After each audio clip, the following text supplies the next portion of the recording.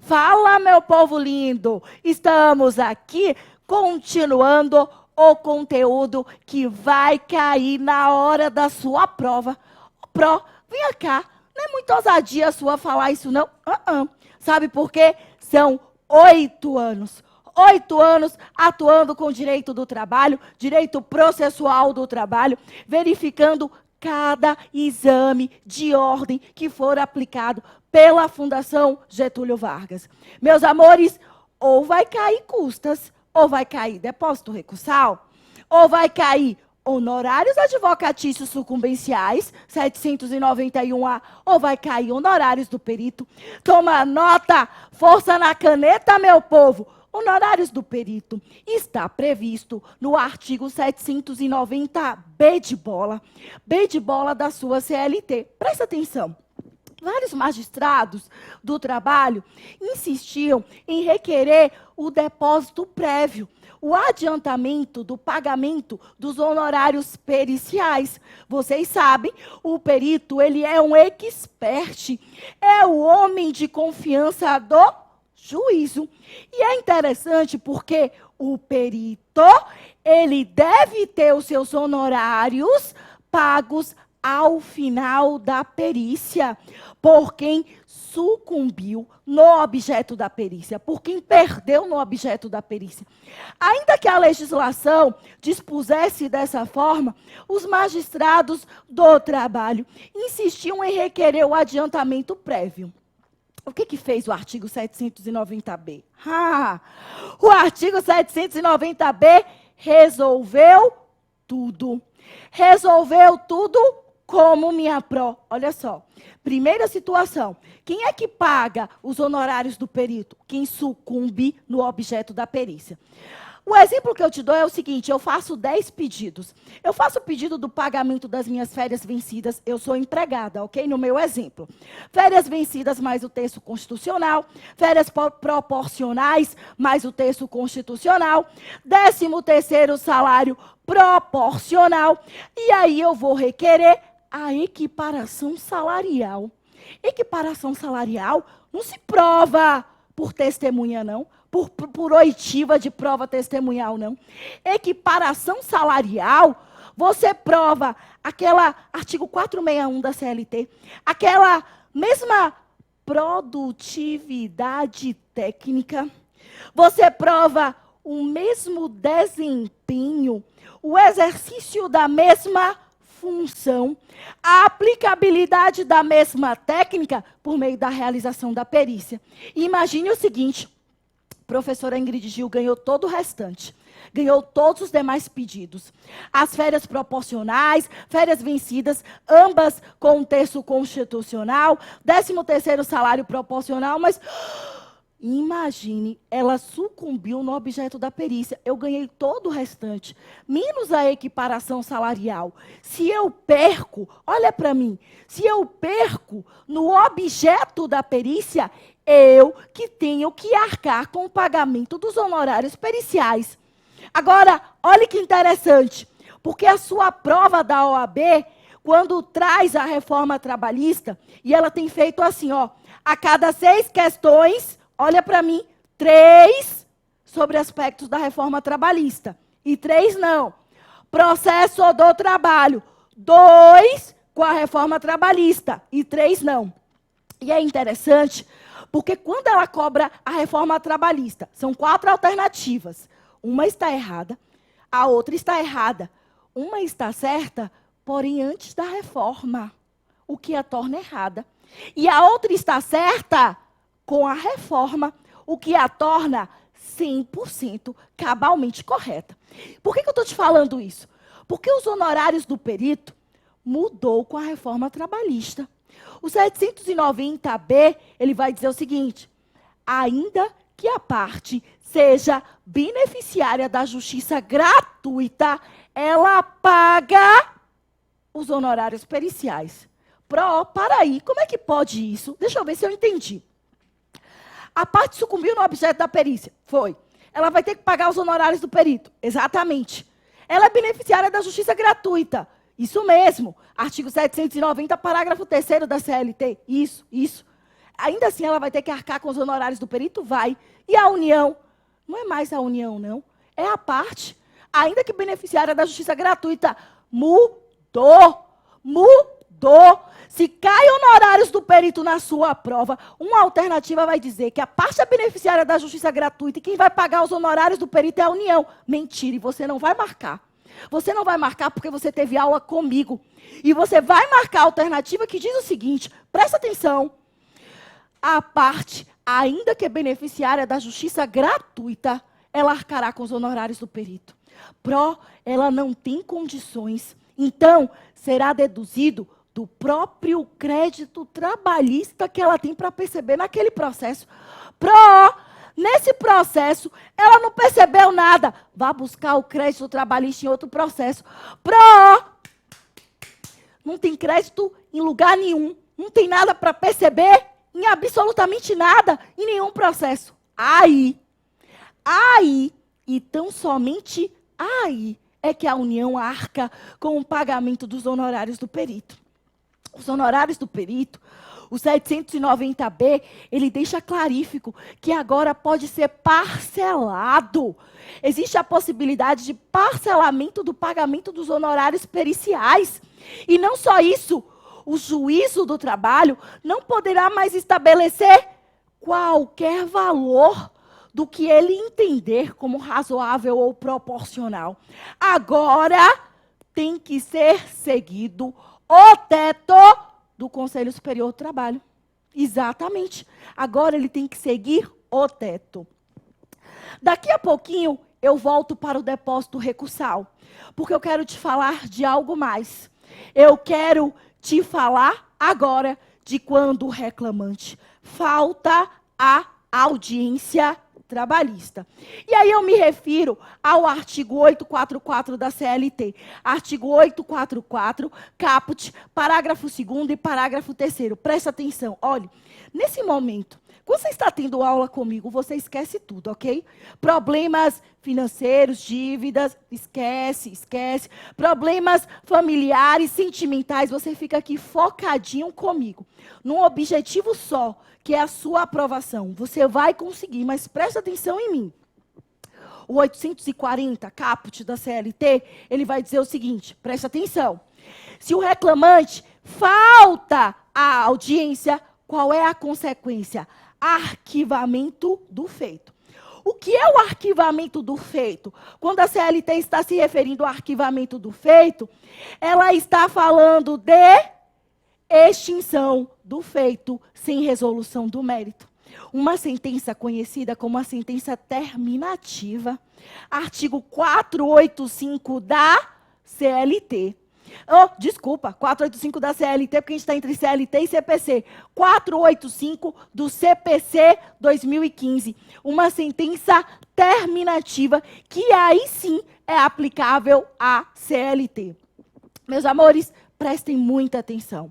Porque quando o reclamante falta, além da sentença terminativa, 485 do CPC 2015, era só para ver se você estava acordado. Além disso, preste muita atenção. O que acontece?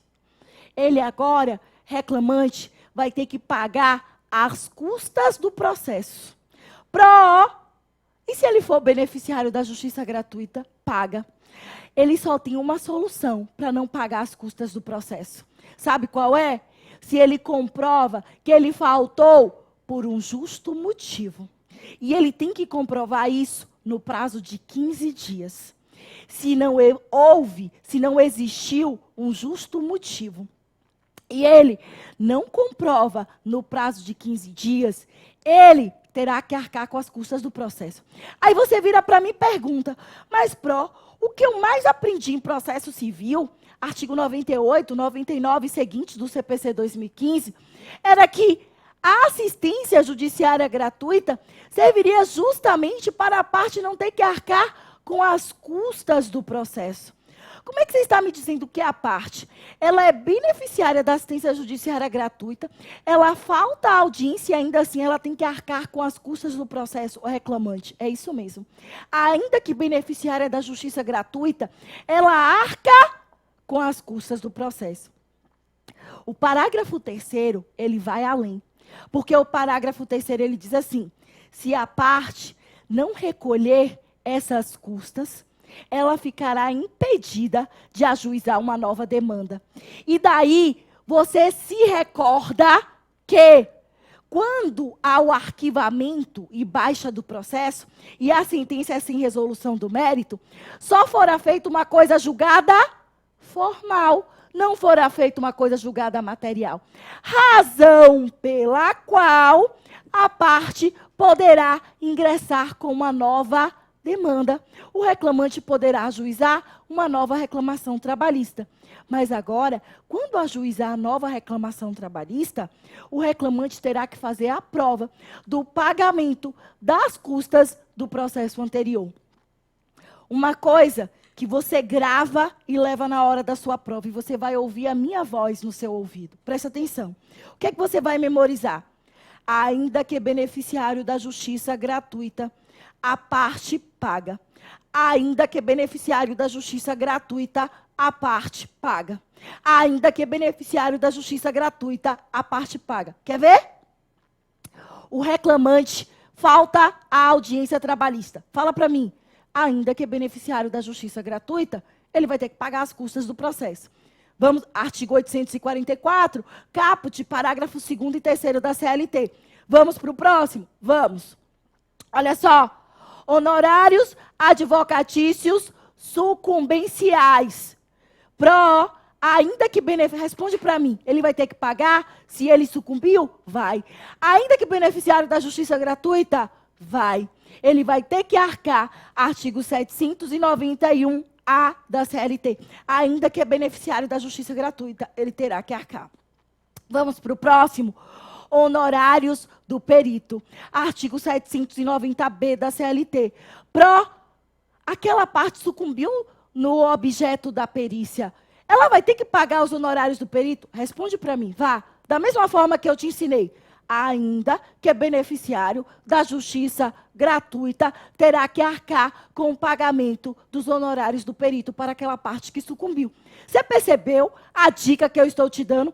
Você mata pau para o reclamante que falta a audiência trabalhista e não justifica no prazo de 15 dias, ainda que é beneficiário da justiça gratuita, pague as custas do processo.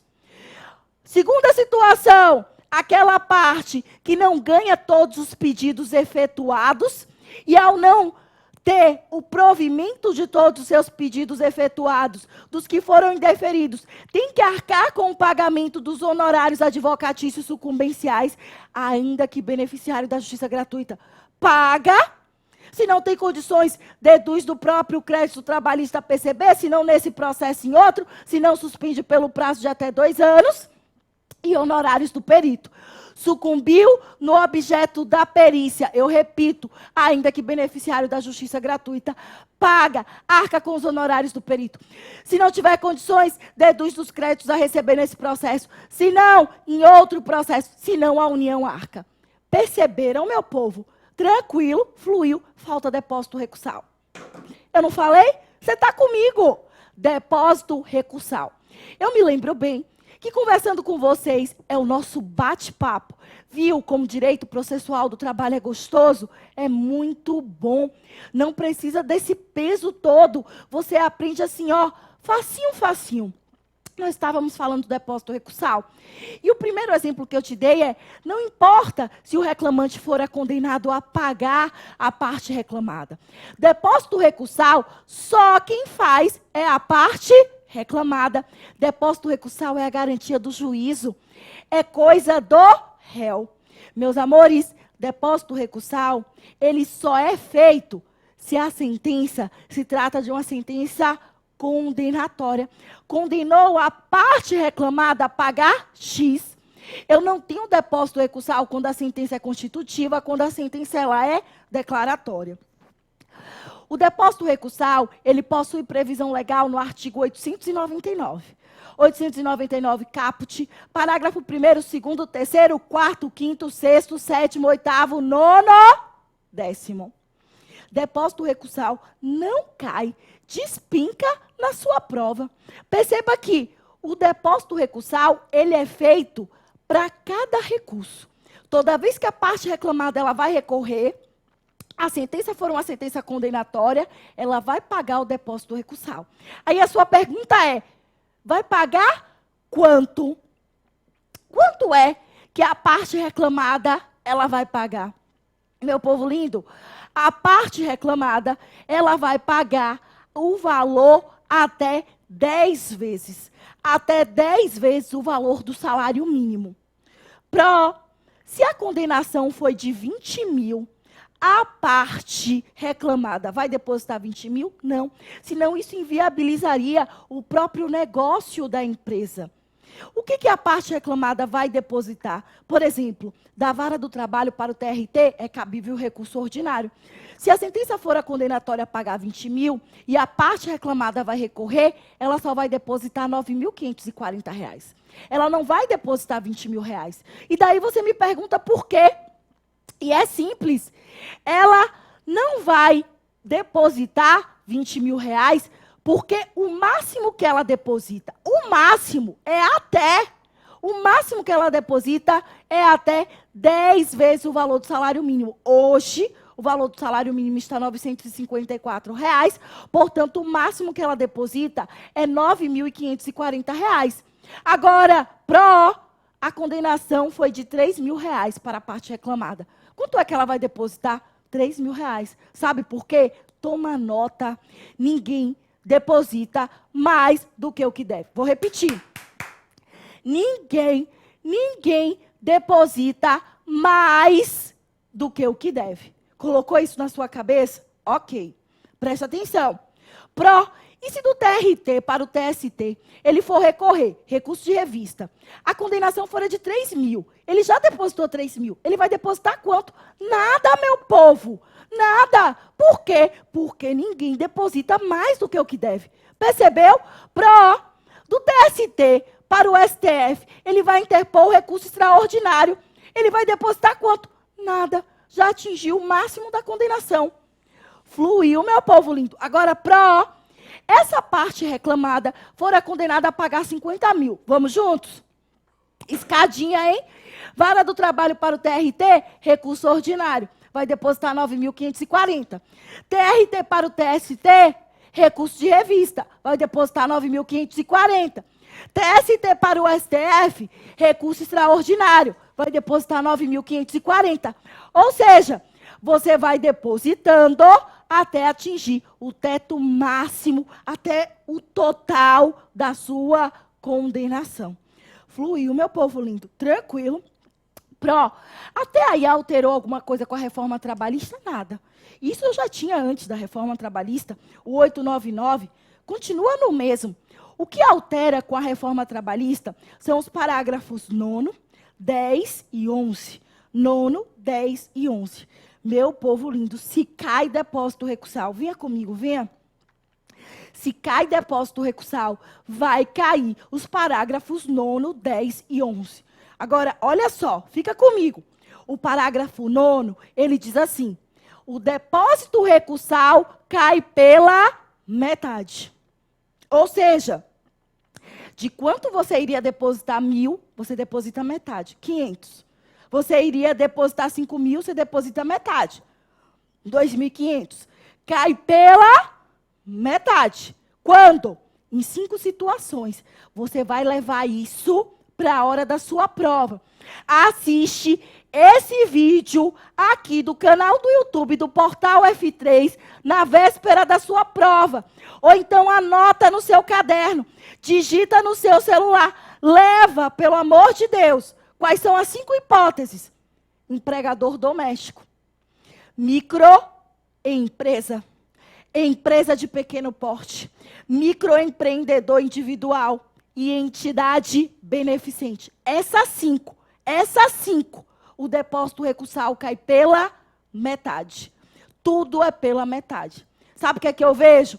O seu examinador narrando uma situação, pedindo para você calcular o depósito recursal, dando o valor da condenação para a parte reclamada. Só que o reclamante é um empregado doméstico. E a reclamada, por sua vez, é uma empregadora doméstica.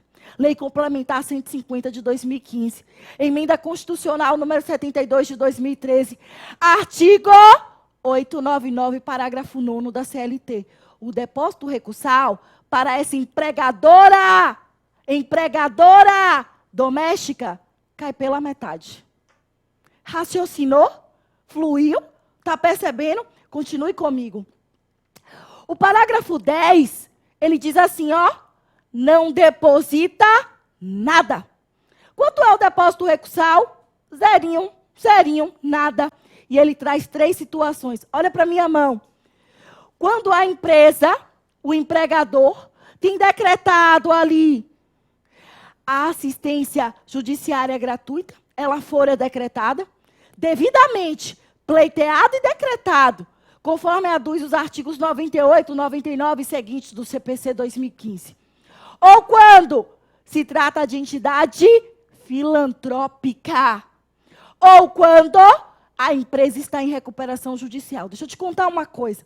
Empresa em recuperação judicial não é recuperação extrajudicial. Percebeu a diferença? Tem que ser empresa em recuperação judicial. Empresa em recuperação judicial não é estou em recuperação judicial, é eu pleiteio, bato na porta do Poder Judiciário, pleiteei, o Poder Judiciário me concede. Por meio de uma sentença, você, a partir de agora, teve decretada a sua recuperação judicial. Você está em recuperação judicial. Nessas situações, o depósito recursal é 0.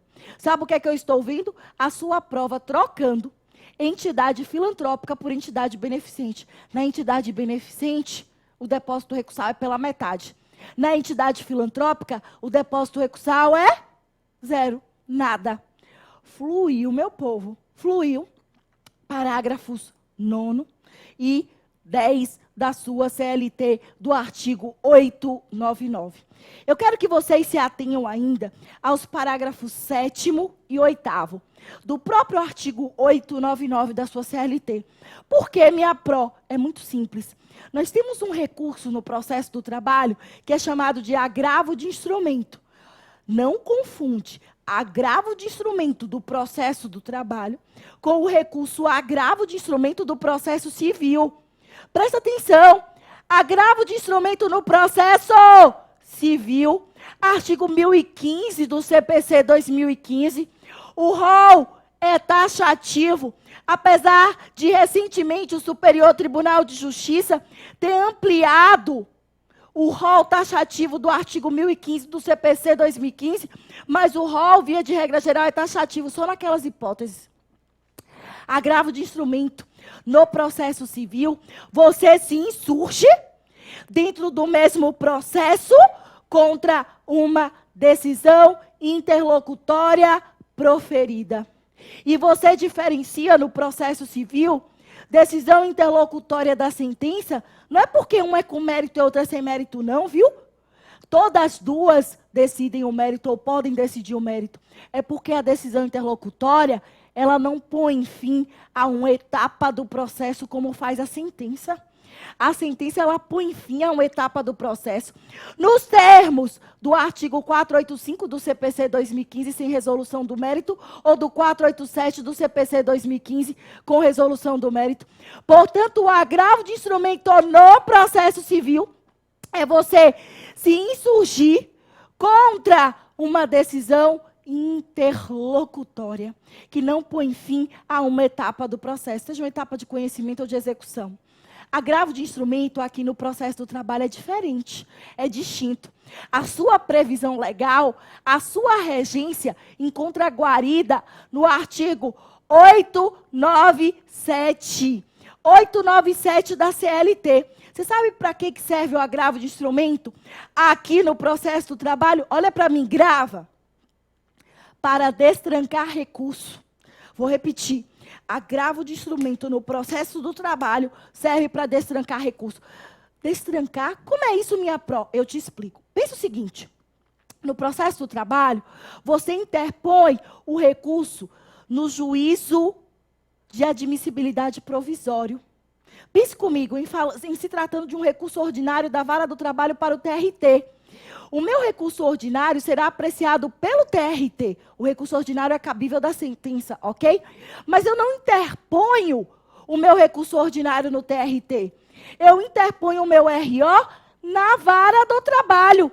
O juiz do trabalho, ele faz o que nós denominamos de juízo de admissibilidade provisório.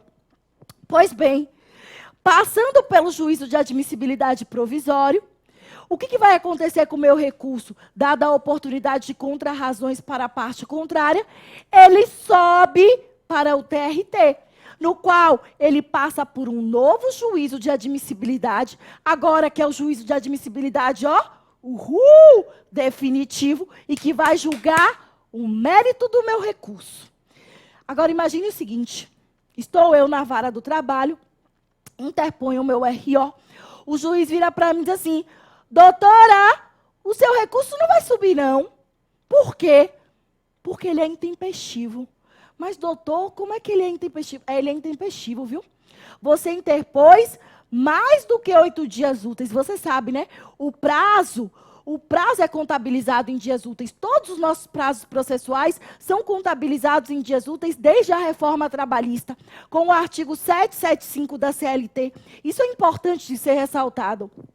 Pois bem, e aí ele diz: indefiro, estou negando seguimento ao seu recurso. Estou negando seguimento ao seu recurso. Não é nem conhecer e prover. Estou negando seguimento ao seu recurso. Ó, daqui mesmo ele já fica. Está indeferido. Nem entrou no mérito. Ok. O que eu faço para destrancar esse meu recurso que fora trancado no juízo de admissibilidade provisório? Eu manejo, eu interponho, olha que lindo, o agravo de instrumento. Para quase tudo tem solução nessa vida, meu povo. O agravo de instrumento, ele vai agregar o recurso ordinário. Ambos vão subir para o Tribunal Regional do Trabalho. O meu agravo de instrumento será apreciado primeiro. E se eu lograr êxito no seu conhecimento, ele é um recurso conhecido e provido, o meu RO será apreciado.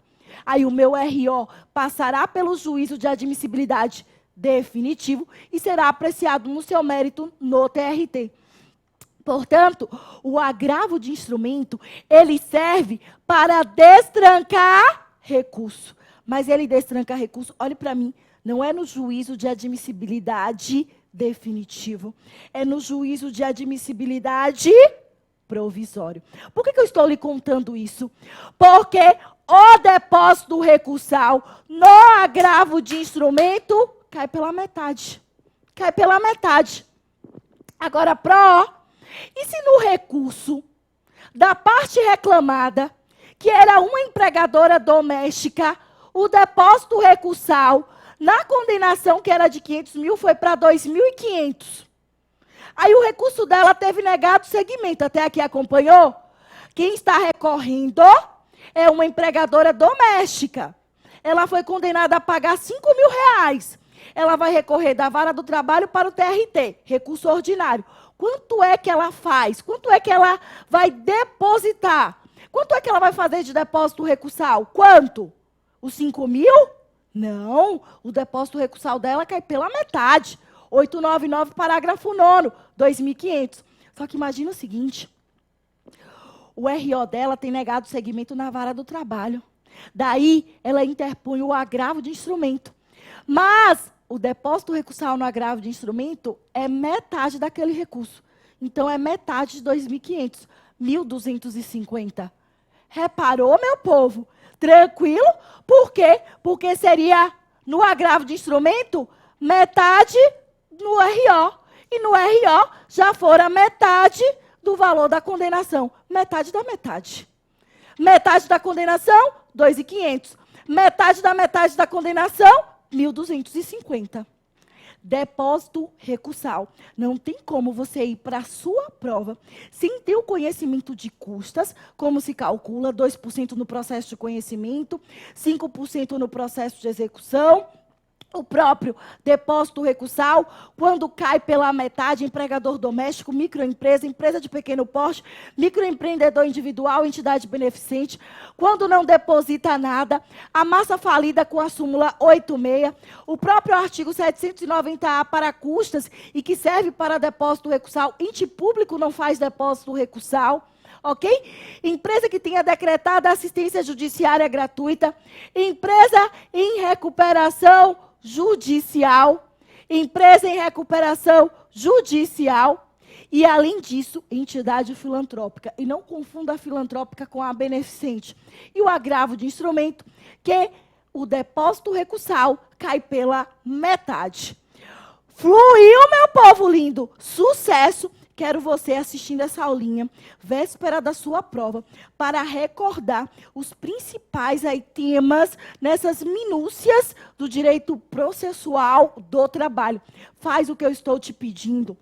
Eu só quero a sua aprovação. Começa por trabalho, começa por processo do trabalho, vai para a ética e depois para as demais disciplinas. Deixo aqui mais uma vez, aparecendo aqui na telinha, o meu Instagram, o meu Facebook, o meu Periscope, também o canal do YouTube. Aqui no próprio canal do Portal F3, nós iremos nos encontrar muito mais vezes. PB está aí trazendo diversas novidades para vocês, dos cursos para tribunais, para a OAB, primeira fase, segunda fase em trabalho e processo do trabalho, com nosso índice muito bom de aprovação, graças a Deus, e além disso com a pós-graduação. Não perde, meu povo. Adiciona também o Portal F3 no Instagram. Combinado? Beijo no coração. Chega cedo na hora da prova, hein? Minhas meninas lindas, tentem ir ao sanitário com antecedência. Não deixem para ficar indo toda hora no momento da prova. Você acaba perdendo minutos preciosos. Leva a sua garrafinha de água. Separa o tempo para o gabarito, de 30 a 45 minutos. Fica lá com a sua identidade para ir marcando, para não perder nenhum pontinho. Lembra de levar o seu energético, o chocolate, o café, o que faz efeito com você, para aquela 1 hora final. Porque eu te encontro na segunda fase de trabalho. Esse negócio de que com a reforma trabalhista ficou mais difícil é mentira. A reforma trabalhista complicou muito mais a vida do empregado, facilitou a vida do empregador, mas facilitou também a vida do examinando de ordem e do concurseiro, porque quase tudo agora, boa parte é o quê? Letra de lei. Te espero na segunda fase de direito do trabalho. Vamos juntos para essa aprovação. Beijo, meu povo!